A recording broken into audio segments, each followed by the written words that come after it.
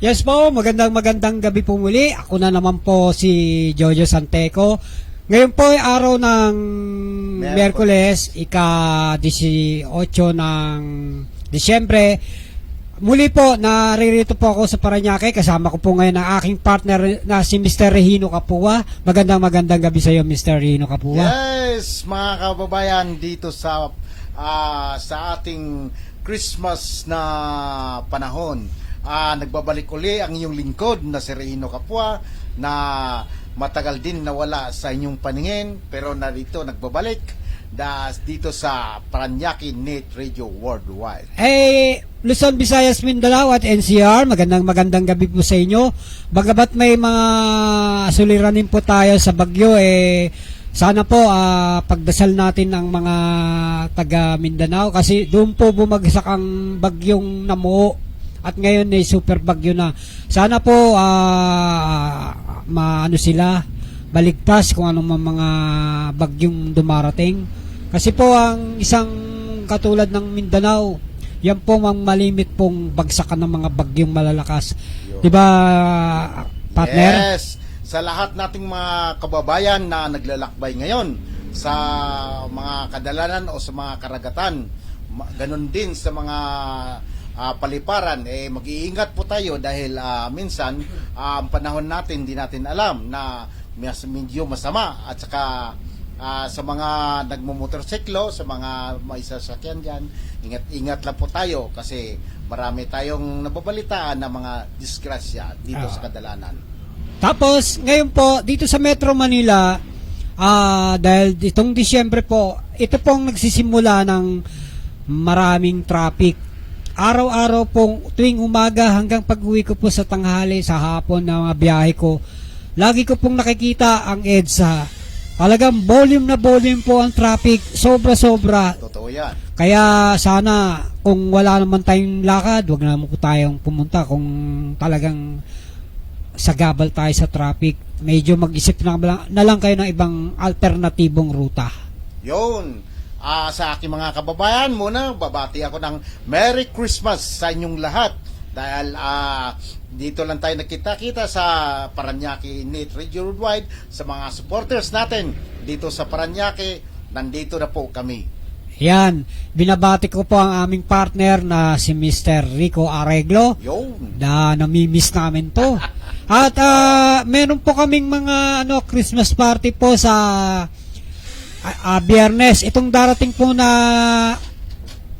hindi pa pala Biyernes, Sabado, sa ganap ng ika-6 hanggang ika-10 ng gabi sa nagaganapin po sa Los Padres de Santo Niño. Inanyayahan po namin ang mga ating mga local government. Sana po tulungan nyo kami sa aming Christmas party. Ayan, iniimbita po namin kayo. Yan. Sa aming programa, ang hiling lang namin, like and share lang kayo sa amin. Tapos, bahala na po kayo sa amin na kayo lang ang taga-suporta namin dito sa aming programa. Binabati ko po ang aming Los Padres de Santo Niño, ang aming President Mel Marquez, BP, sila Rick Gonzales at BP Adli Villafuerte at Engineer Alex Gregorio at Mr. Val Marquez at ang iba pang member ng Los Padres de Santo Niño. Ganun din po ang Tropang Ibayo. Binabati ko po ang aming President Ower Mendoza at si Vice President Joey Lorenzo. At ngayon po may meeting po yata po kami sa Santo Niño Wawa Court. At yung lahat po ng Tropang Ibayo, pumunta na po kayo ngayon. Nandun na po yung iba. Yun, babatiin ko rin ang mga kasamahan ko sa trabaho sa Motor Trade dealers nationwide.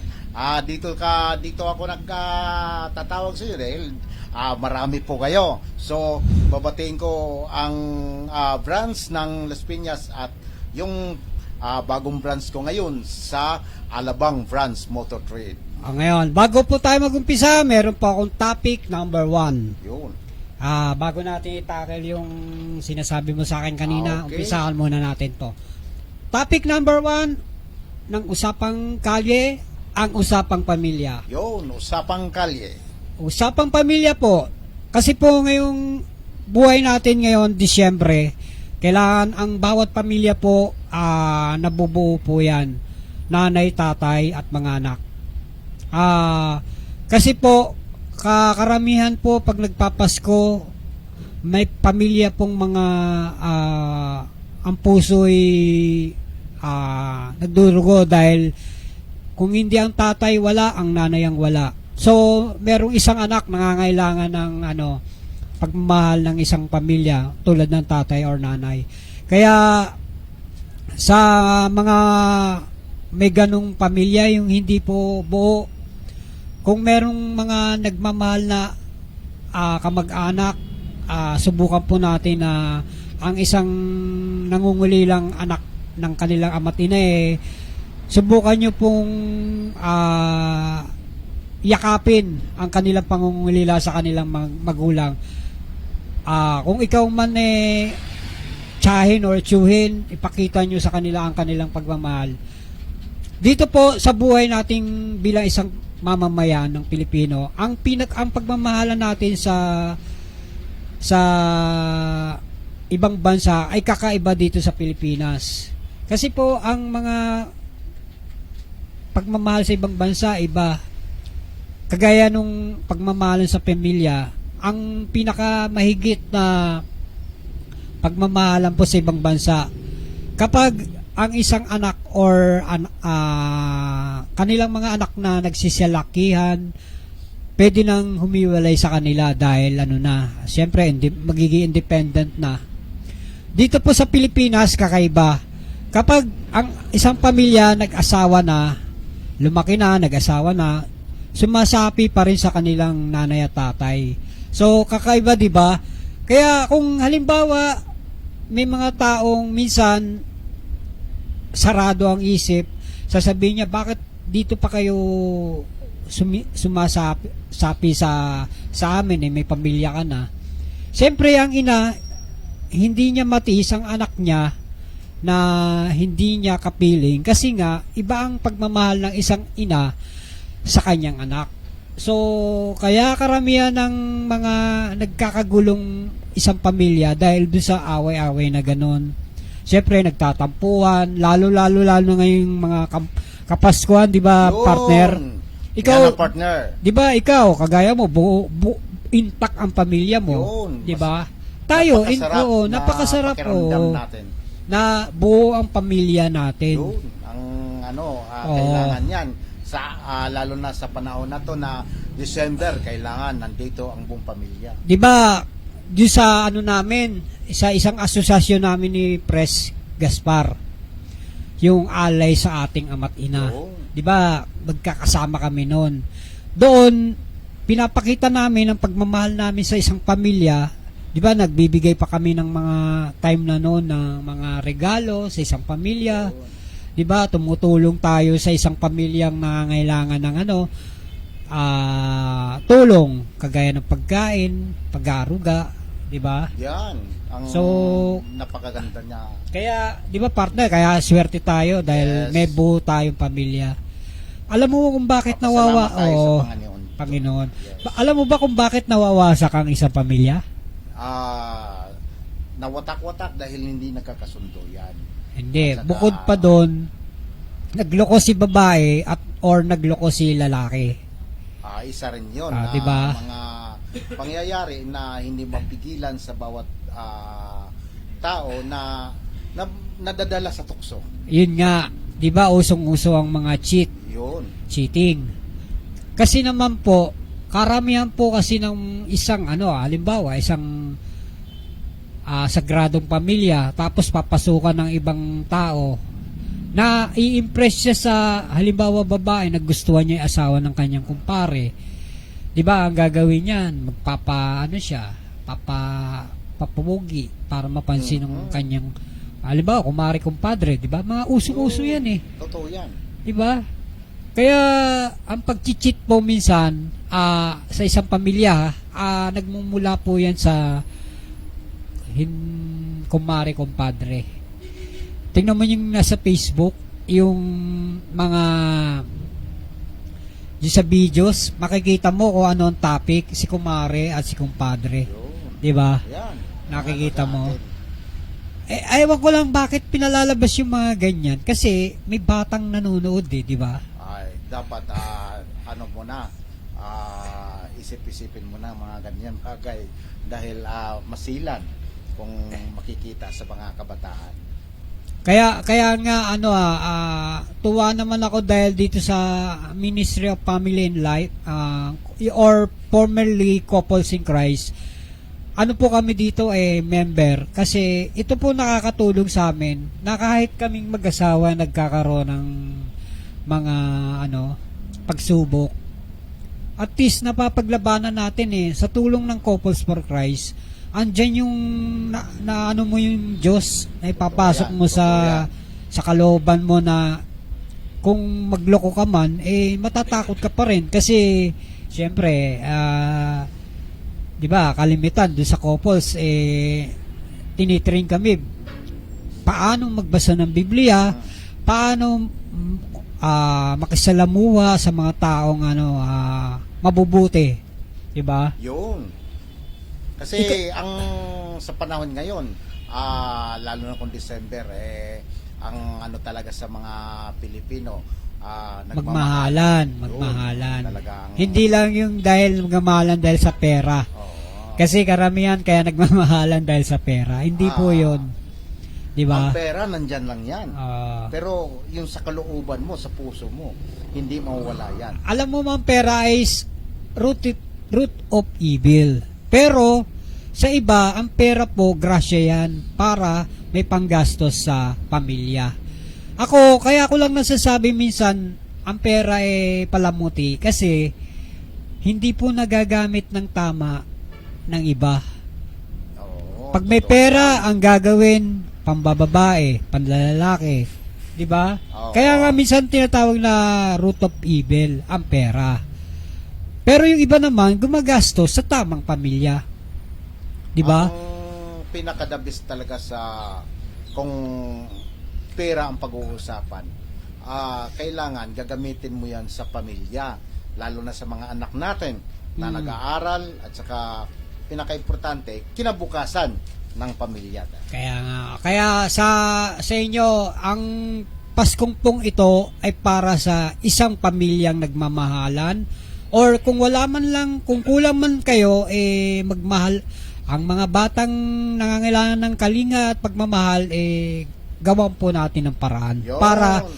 Para ang Pasko nila ay lumigaya. Di ba? Okay.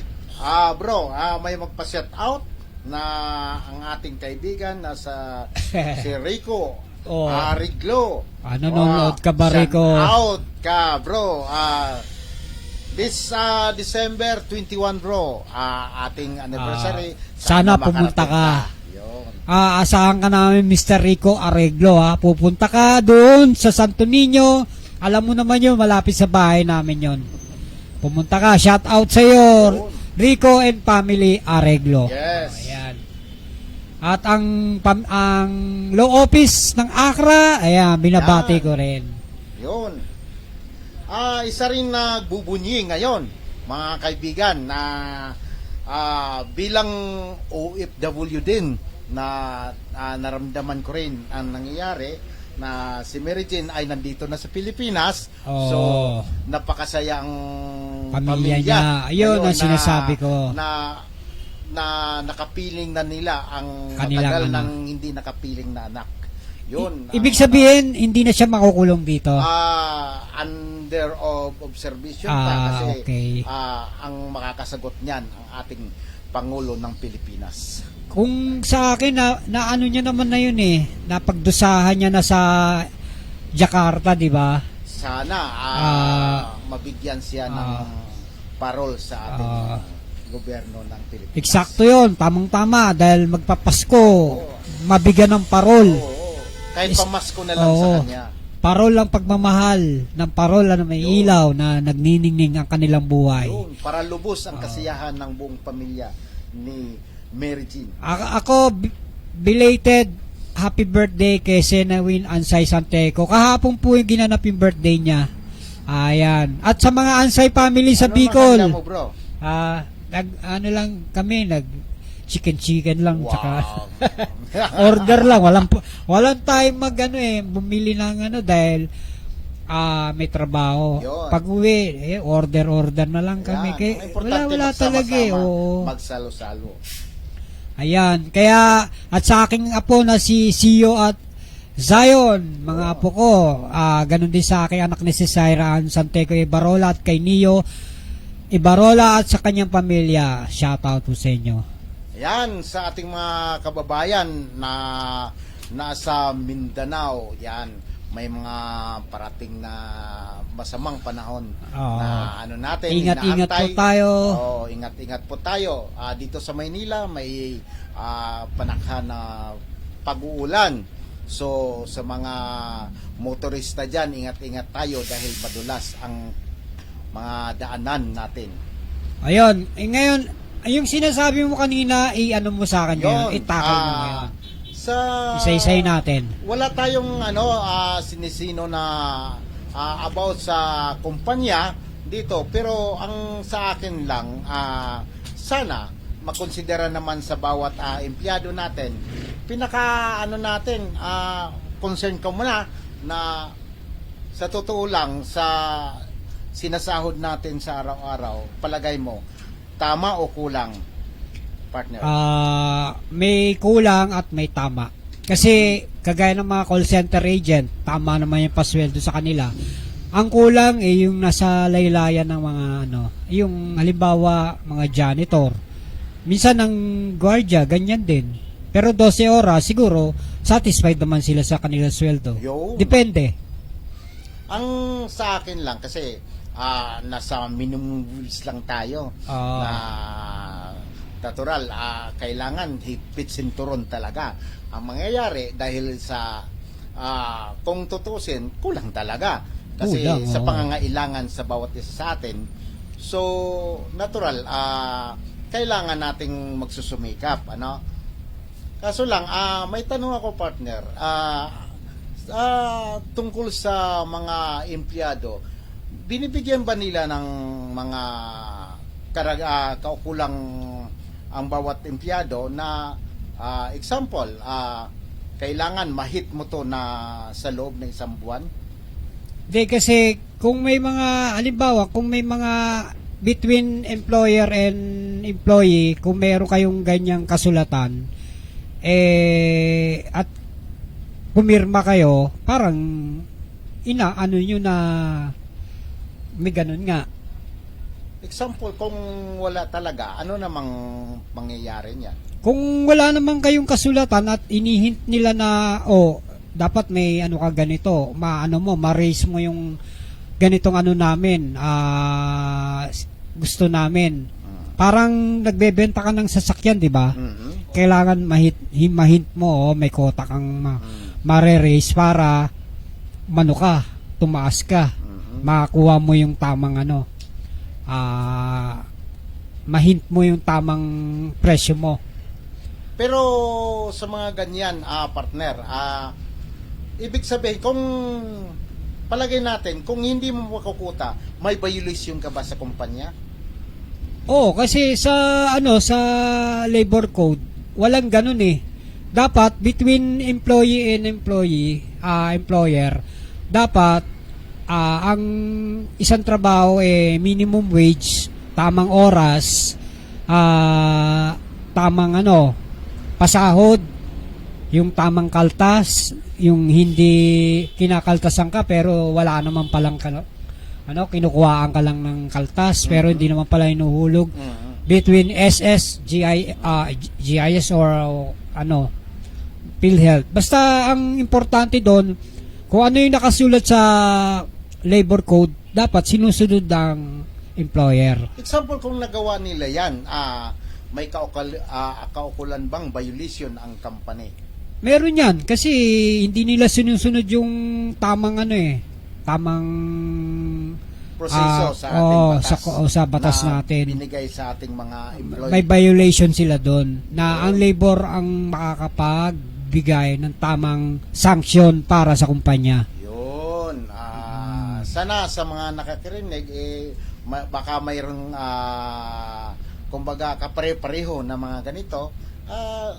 Like and share lang kayo at saka comment lang kayo sa mga namin para mapag-aralan din natin sa sunod nating pagkikita Ay, dito hindi sa tayo, RadioNet Oo. radio. Pero pag-aralan namin kasi may mga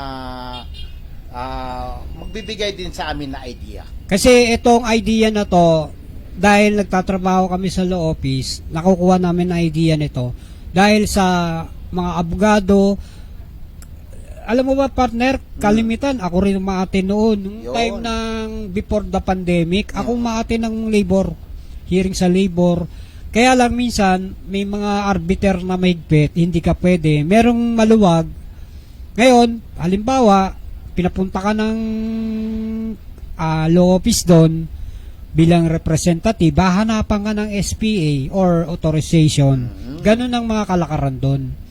Kaya, sa aming mga law office, kami bilang isang mga liaison o messenger, natututunan namin yung mga kalakaran ng patakbo ng isang law firm. Yun. Diba?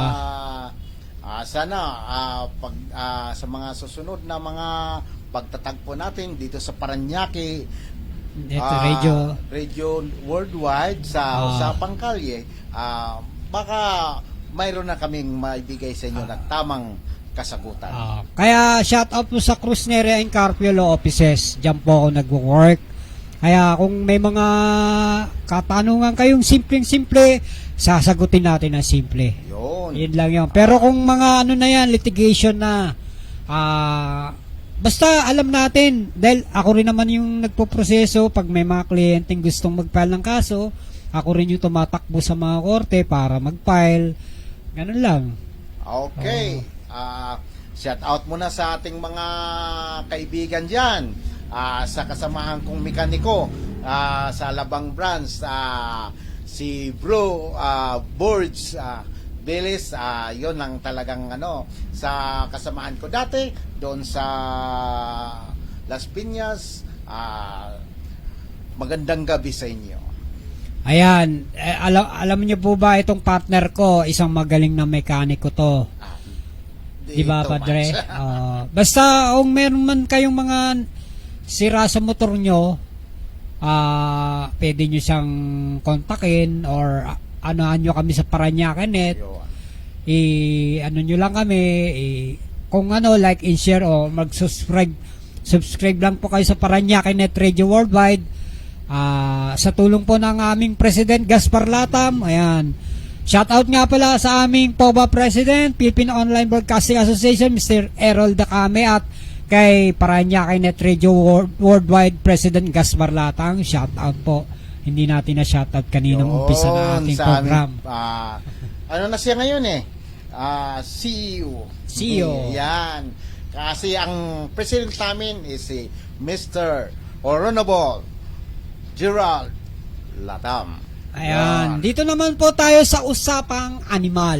Eto, partner Kaya ako natatakel po to sa usapang animal. Kasi po ko dog lover. Karamihan po sa dog lover, pag nakita ng mga hayop sa daan na parang mistulang pulubi, Padre, parang gano'n na, ang dumi-dumi, may sugat-sugat, di ba?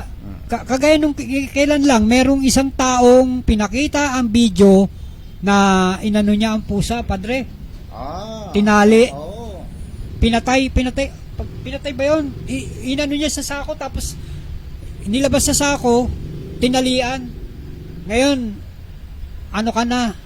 Isa ka ng henyo dahil hahanap-hanapin ka ng mga taong galit sa'yo.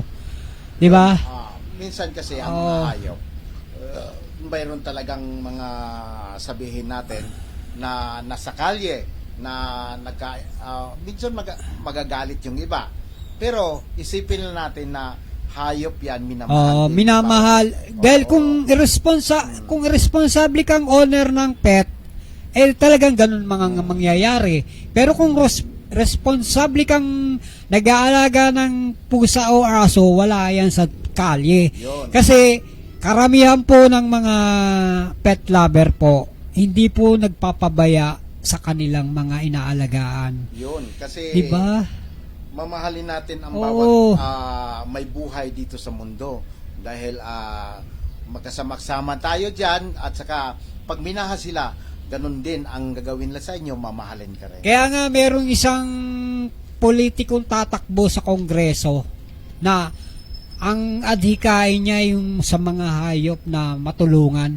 Sana po itong tatakbong sana kung manalo man siya, sana hindi po gawa-gawa lang yung sinasabi niya na tutulungan niya ang mga kahayupan sa daan. Di po ba? Marami naman pong nagre-rescue, kaya lang po sa sobrang dami ng mga animal na nasa daan, kulang-kulang po talaga. Meron pa nga akong isang ito si Pauma Mariano. Naaawa po ako talaga dito sa taong ito. Vlogger siya. Kaya lang, alam mo, nakakadurog ng puso sa kanya. Pinipilit niyang mag-vlog para kumita at may pakain sa alaga niya. Kaya lang, ang mga alaga niyang nare-rescue, padre, medyo may mga sakit na. Ito si Pauma Mariano, sana matulungan niyo po siya. Kasi po yung iba pong nagre-rescue, medyo maganda naman ang nagiging rescue nila. Yun. Hindi lang, unlike ni Pauma Mariano, sana matulungan siya.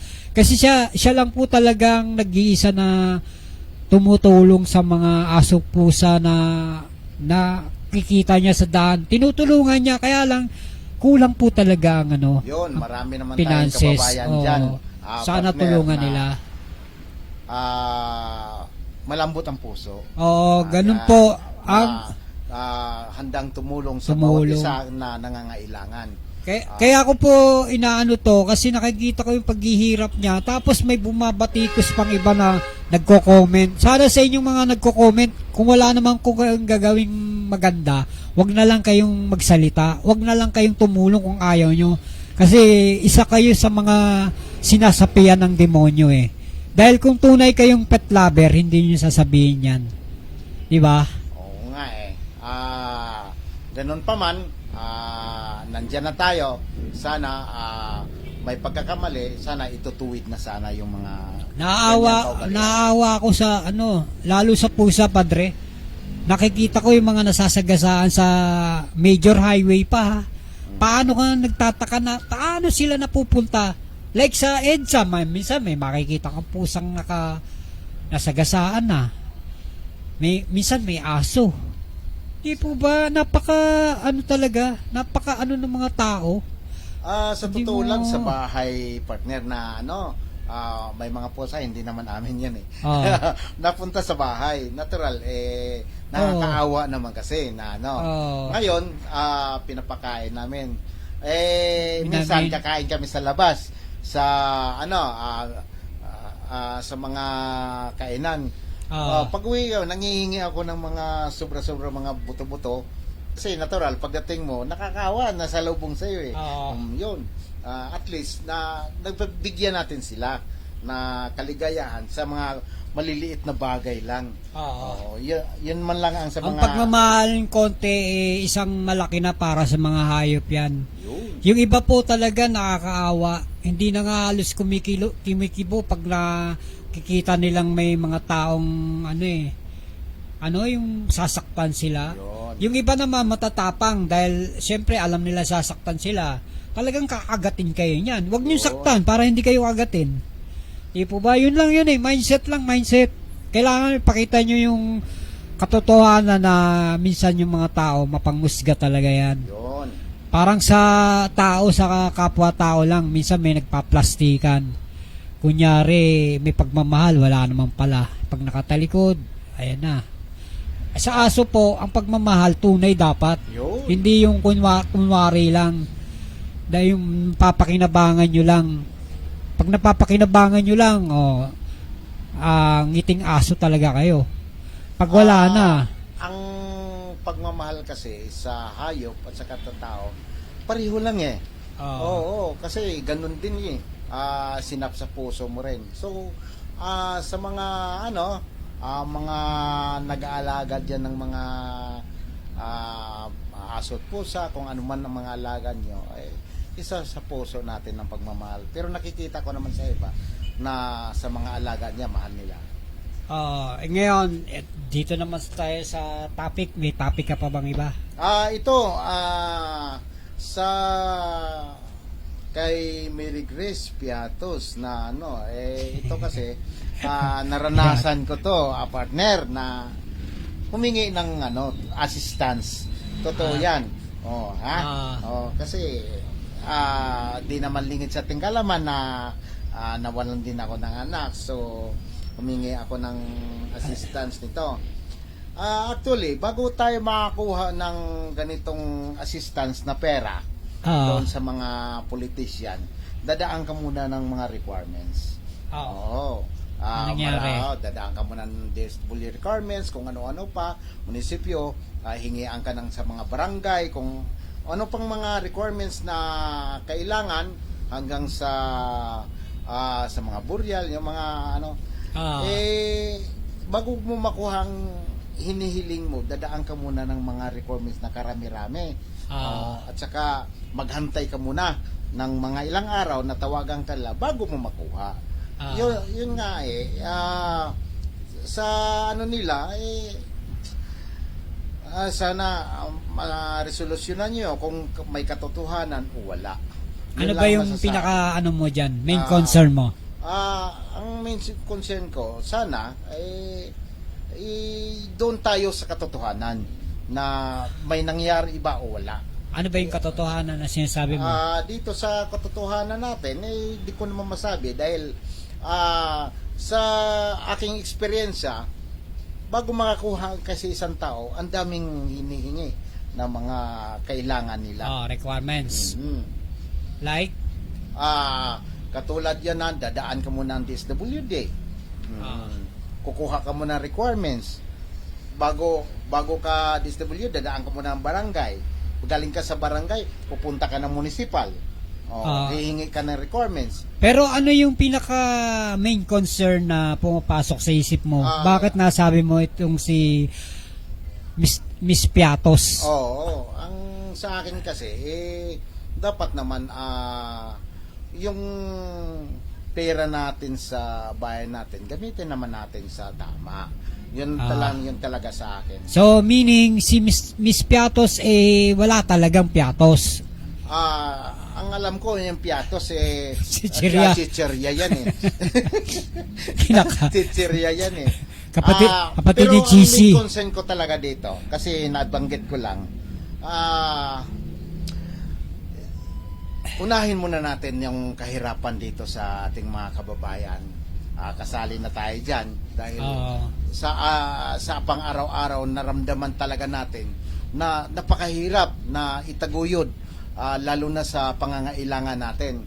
Kita mo na mga himpas ko na to, naramdam talaga natin sa bawat kababayan natin na halos wala nang naihanda na mga hapagkainan natin. Dahil yung iba, sa bilihin lang natin sa pangangailangan natin, kulang pa ang kinikita natin. Kaya nga. So, kaya itong si Miss Piatos medyo mahiwaga. Yun, ang natin, sana. Pero may pirma si Miss Piatos na nakakuha siya ng ganong amount. Diba? Alam mo, partner, ang perma, madali. Parang kahit anong gawin mo sa perma. Parang recto lang yan, Oo. Fast moving yan. kaya mga kababayan, yung mga ganyang medyo delikadong galawan. Pag ganyang pera-pera na usapan, medyo tayo, ingat-ingat. Kasi biruin mo, saan nakuha, may ipilido bang Piatos? Wala naman, di ba? Di natin alam kung apelido ba talaga o chichirya ba Chichirya talaga. yan kaano niya si Cheesy? Ang main purpose natin dyan, sana unahin muna natin ang kababayan natin na naghihirap dito sa ating mga kailangan na alam mo naman na sa pang-araw-araw, lalo na sa mga minimum wage, kulang na kulang talaga. Alam mo, ganito lang yan Padre. Sa buhay natin dito sa Pilipinas, kung sino yung nakaposisyon, siya yung yumayaman. Yun nga. Kaya itong mga nasa laylayan na manggagawa, siya yung hindi umaangat. Kasi nga, paano aangat? Yung namumunong iba natin, binubulsa yung para sa mamamamayang Totoo nangangailangan ng tulong. Oo, katulad sa pamimigay na lang sa mga tao, babawasan pa. Di ba Binubulsa sabi pa. nga nila, para magkaroon ka ng ayuda, kaibiganin mo ang tagalista. Kaya nga, yun totoo yan. Di Dahil ba? pag di mo kaibigan, di ka Oo, kilala. hindi ka kilala. Pag di ka kilala, di ka nalista. Oo. Yun ang problema. Wala kang ayuda. Wala kang ayuda. Kasi di mo kilala At saka, nandyan na tayo sa pili-pili system. Mm. Oo. Si kumpare to. Si Oo. ano to, kamag-anak to. Kailangan ilista yan. Kailangan ilista yan. Parang- Kahit walang pangalan, kumo kakilala, kumo kamag-anak, kumo kung ano man naman, kumo, ano natin yan, butante Sa natin yan. amin Padre sa Barangay Santo Niño, matatawa ka dito Pag alam ng may pera, yung magbibigay ng ticket, lalampasan niya. Yan. Pero Totoo maganda ang hangarin ng local government na mimigay talaga. Pero pag yan pinagkatiwala nila sa Barangay. kung ewan ko kung sa barangay, basta yung pinagkatiwalaan nila ng mga pang-ayuda, yun ang namimili kung sino na binibigyan. Yun nga. Diba? Pag alam nilang may kaya, lalampasan. Ang problema doon bumabagsak Pero maniwala ka Padre na nakachamba kami ng isa. Nabigyan kami ng ticket. mo?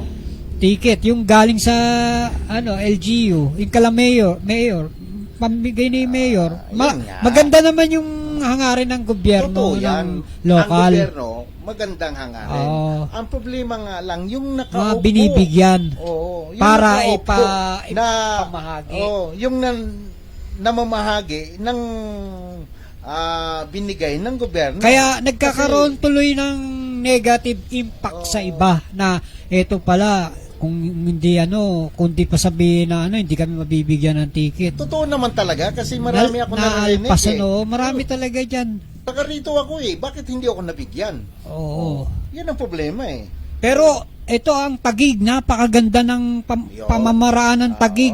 Talagang solid na solid yung pamimigay nila ng ayuda sa mga taga-Taguig. Lahat meron, kay mayaman o hindi.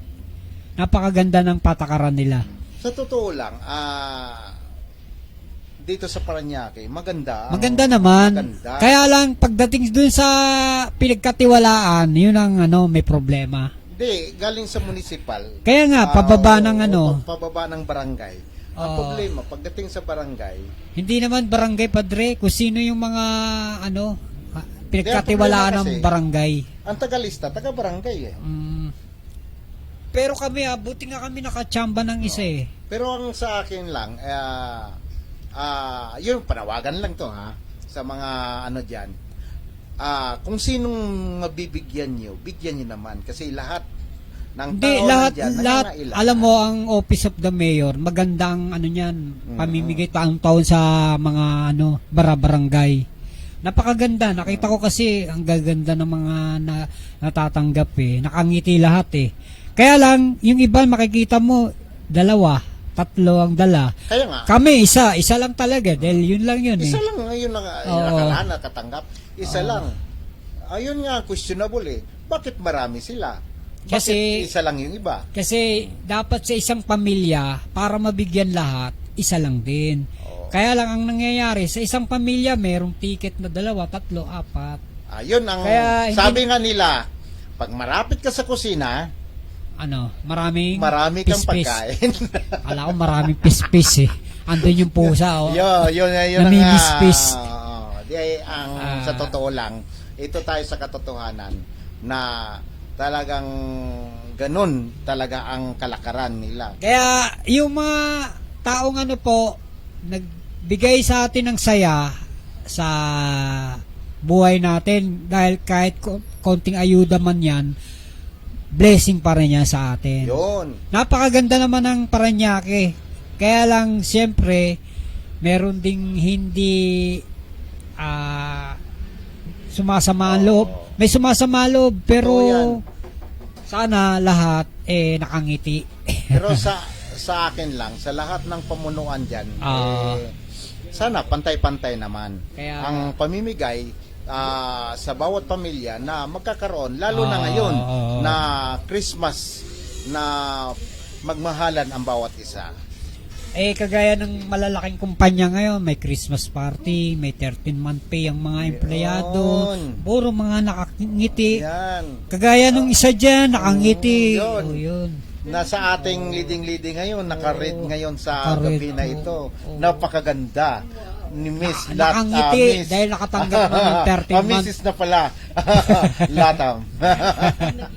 Yun. Kaya ikaw huwag kang mawawala sa Christmas party Ikaw ang reyna. Reyna ng Yan. kaya sa inyo mga kababayan, sana yung Christmas gift natin yung iba pasayahin natin. Tulong-tulong tayo na ang isang individual matulungan natin. Yun. Yan ang tama. Magmahalan tayo. Hindi yung iba ang pagmamahal na ibibigay natin. Kanya-kanya, hindi rin maganda. So, kung may maitulong tayo, tutulong tayo sa kapwa natin. Ganun lang talaga ang kahit sabihin natin na ano pa man, kapwa Pilipino pa rin natin yan. Kaya, paano parang, Mr. Chairman, okay na bang oras na?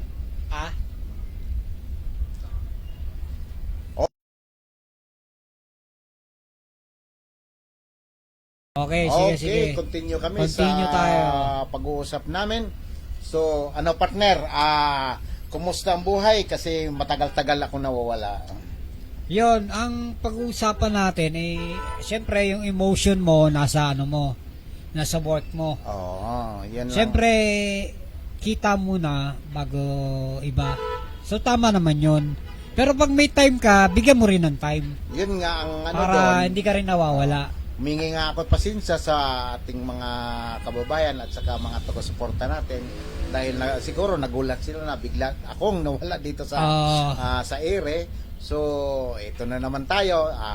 Unti-unti akong babalik kung hindi naman masyadong Ayan, busy sa trabaho ko. yan yung itatopic natin. Yun. Topic number 3, emotion at sinseridad. Yun talaga. Eto, sabi nga, everyday ang pamumuhay natin ay puno ng challenges sa trabaho, sa pamumuhay, bilang isang individual na tao. Halimbawa, yung pagsisimba natin, isang bagong nakakatulong para maibsan ang mga nararanasan natin sa pag-isip. 'Di ba? Minsan puro work tayo. Trabaho. Nakakalimutan na natin magsimba. Yun, totoo yan. Dapat kalimutan na natin ang lahat, wag lang ang nasa itaas. Yun. Palagi Diba? naman sabihin naman natin na minsan na nakalimutan natin magsamba. Pero sa totoo lang, yung Panginoon Jesucristo natin palagi natin nasa sa puso yan. Kasi alam mo, pagod na tayo sa ganun trabaho tayo ng trabaho. Pagod-pag-uwi, pagal na pagal tayo. Sasandal ka sa higaan mo. May nakakatulog ka na dahil napagod ka. Totoo yan. Kagaya mo, bilang isang mekaniko, maghapon kang nangangalikot. Di ba? Nakakapagod talaga yun. Pero bakit yung iba pag nangangalikot tuwa? Ay, ano ba yun? Diba? Ang doon sa trabaho ko, partner, napakahirap. Alam mo bakit? Bukod na pangmalakasan na trabaho, nag-iisip ka pa ng matindi dahil ang hinaharap namin, problema yan. Ano ba ang hinaharap mong problema ngayon? Example, may tumirik na sasakyan dyan o either motor. Hindi mo naman kaagad na alam kung anong problema dyan. Iisipin mo ngayon kung saan mo titingnan yung problema. Kaya ako natanong, Padre, kasi kala ko may problema ka sa pamumuhay mo, wala naman. di na talaga mawala yung problema. Oo. Kasama na yan sa buhay natin. Kakibat na yan. Oo. Pero kung paano mo dalhin ang buhay kaya mong na- dalhin. Yes. Kaya mong dalhin. Baka si Rico Boy. Kaya tayo mga kaibigan, kung nakakaranas man tayo ng mga problema, maiibsan naman yan Isip-isip lang tayo, magmuni-muni tayo ng konti. Ayan. Tingala tayo sa kisame or tingala tayo sa langit. Ayun. Tapos yung ulo mo pababa sa lupa. Ayan. Tapos igitna mo uli. Tapos ikabig mong pakaliwa. Mhm. Tapos ikabig mong pakanan. Para ka nang nag-exercise. Pampatanggal ng problema yan. Para ka Yun nag-exercise, talaga. di ba? Kailangan mo talaga na i-warm up. Oo, yun nga. Warm up yung katawan mo para ang mangyayari gumagalaw-galaw naman ang mga dugo natin. Oo, kailangan may warm up ka talaga dyan. Kumbaga ganito, pag ang kagaya natin, di ba, sinseridad, kailangan natin, bago tayo umalis ng bahay, may sinseridad tayo na makakabalik tayo ng tama. Yun. Yung maghapon nating pagtatrabaho, uuwi tayo ng nakangiti. Yun. Kasi yung iba, pagtapos ng trabaho, kung saan pintuan pumapasok. Di ba? Oo. Kasi Imbis yun na talaga. sa pintuan nila, napapaiba pintuan. Which is, yun yung pinag-usapan natin kanina, cheating. Doon nagsimula yun. Yun. Kaya nakakaroon ng bagot sa pamumuhay nyo. Kaya, di ba? Kaya, yun, sa tulong ng ating Panginoon, ipakita natin na may tiwala tayo sa Kanya dahil nagtitiwala din siya sa atin. Yun. Hindi lang puro trabaho tayo, kailangan magsimba tayo. At sa mga halimbawa sa FB, Padre, napapanood mo ba sa FB? Di ba? Minsan busy ako, pre. Di ako makapanood ng... Minsan makabukas ako sa Kaya, cellphone ko. kaya ako alanganin na. may nabanggit ako kasi, Padre, sa FB. Merong ibang sekta, hindi Katoliko, hindi iglesia o ano. Binabatikos ang mga Kristiyano, Katoliko. Okay. Ang sabi nila doon, bakit daw maraming sinasabi, pero hindi ko na ano yun dahil alam ko naman kung ano ka, di ba? Hindi na natin pag-uusapan yun. Pero ang pangit, iaano mo pa yung ipakikita mo pa sa FB. Na kung ano-ano pa mga verses ang sinasabi mo na magkakaiba raw ang Biblia nila sa Biblia ng ganito. So hindi naman yung usapan ang pamumuhay natin bilang mga tao, individual. Kasi hodang Katoliko ka o iglesia ka or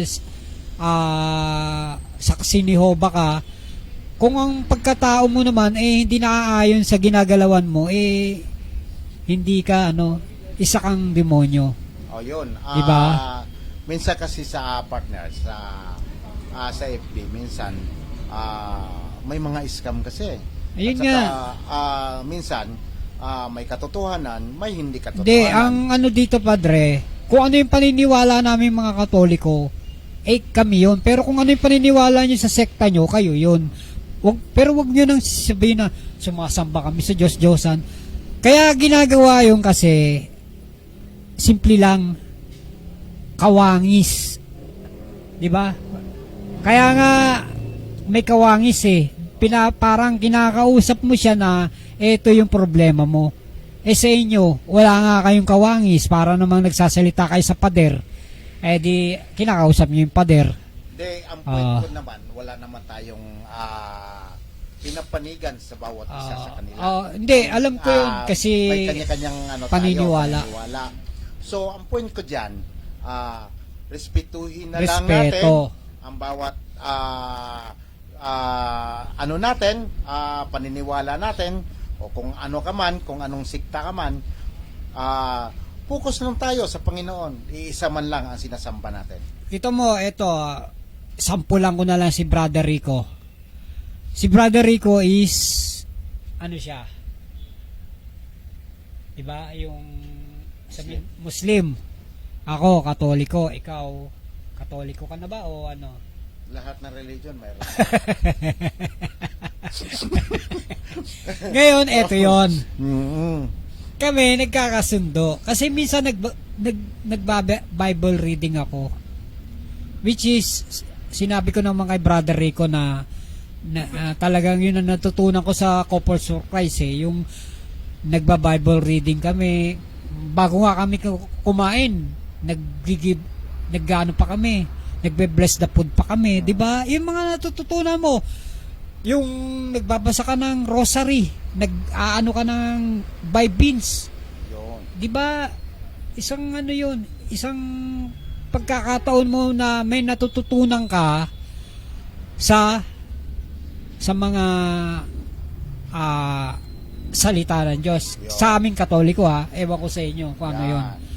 Yun yung mga pinuput out lang namin kung ano yung natutunan namin, pero hindi kami nakikipagtalo sa ibang sekta. Kasi pagdating sa ibang sekta, masalimuot yan pag-usapan, padre.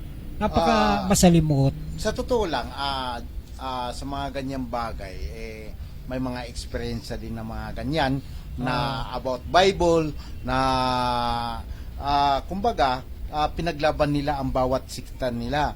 Sa totoo lang, walang nananalo dyan. Wala kasi nananalo dyan. Iba mga nagdedebate yan sila.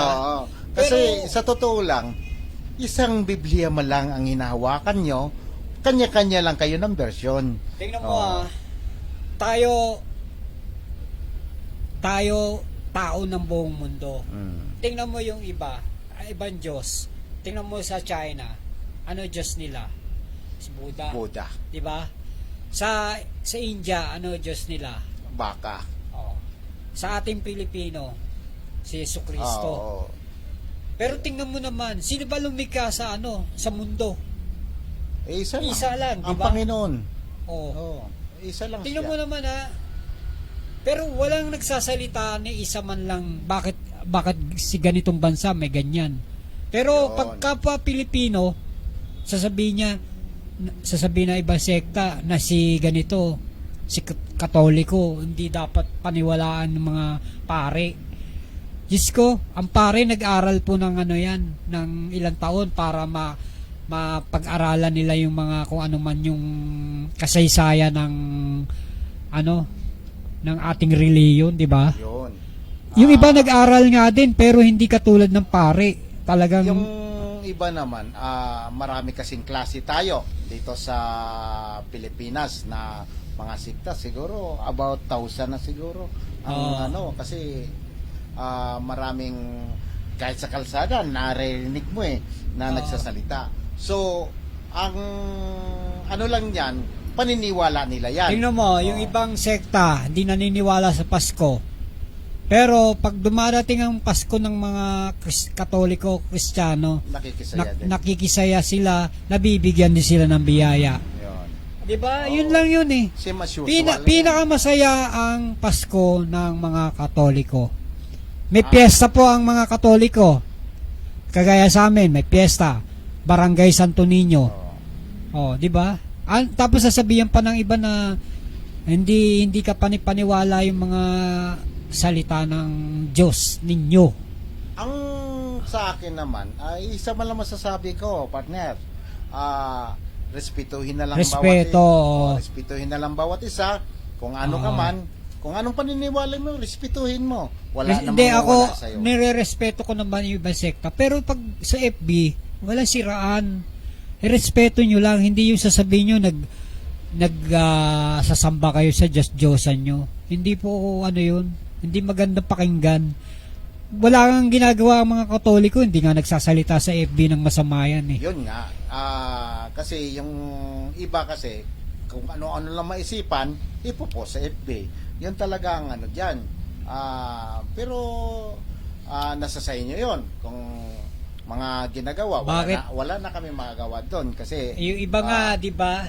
Nasa tayo kumbaga pre tayo Pre, sa sobrang pre natin, lahat ng kung anong gusto natin sabihin, nasasabi natin kahit below the belt, di ba? free talaga tayo.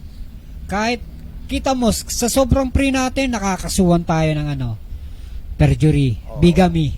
Yun. Kasi sa sobrang pagsasalita na bigamy, adultery, ganon, mga salitang pag-asawa, salitang kaibigan, Di, kung sa ano dami ng batas natin na ginawa.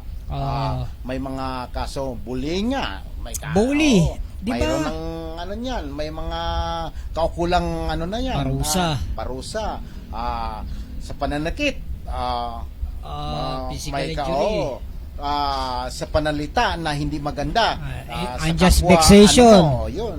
Mga May unjust kaso na vexation, rin yan. yung... So, hindi na basta-basta ngayon. Kasi bawat salita mong mali, may kaukulang parusa na yan. So, mag-ingat-ingat po tayo mga kababayan. Yun nga ang sinasabi ko, ayoko nga sana i-tackle yan. Kaya lang minsan nakakainis yung yung ibang sekta na nananahimik ang mga Katoliko. Di naman nagsasalita yan eh. Di naman nagsasalita against sa ibang sekta. Kasi alam mo ang Katoliko, ang lang yan, ugali lang yan, magmarites, pero hindi nagsasalita ng against sa ibang sekta yan. Marites. Oo. Chismis lang. Okay. Ito na. Sa oras na to, magpapaalam na kami mga kababayan dahil sa medyo gabi na. So, babalik na kami sa may kanya-kanyang tahanan. So, sa akin, ito, sana may naibigay kami sa inyo na kagandahan sa gabi na to na mga maipaliwanag. So kung may masasabi kayo, so comment lang sa Paranaque World Radio Worldwide and then sa Usapang Kalye. Ito po muli si Mr. Jojo Santeco, nagpapaalam na kami sa susunod na linggo, Pasko na. Sana po magdiwang tayo ng may kagandahang puso sa ating buhay. Magmahalan po tayo. Hindi magmahal ng iba, kundi ang pamilya natin. Mahalin natin yun. Hindi magmahal ng ibang pamilya. Kaya, Merry Christmas po sa lahat. At sana makapag-program po tayo bago mag-New Year. Makapag-program pa kami na before New Year. So, yan. Magandang gabi po muli sa inyo at nagpapaalam na po kami. At muli, Merry Christmas sa lahat ng mga kababayan mula dito sa Pilipinas hanggang sa ibang bansa, sa ating mga kababayan, sa mga OFW. Ito po si Reyno Kapwa, nagpapaalam. Magandang gabi sa iyon lahat.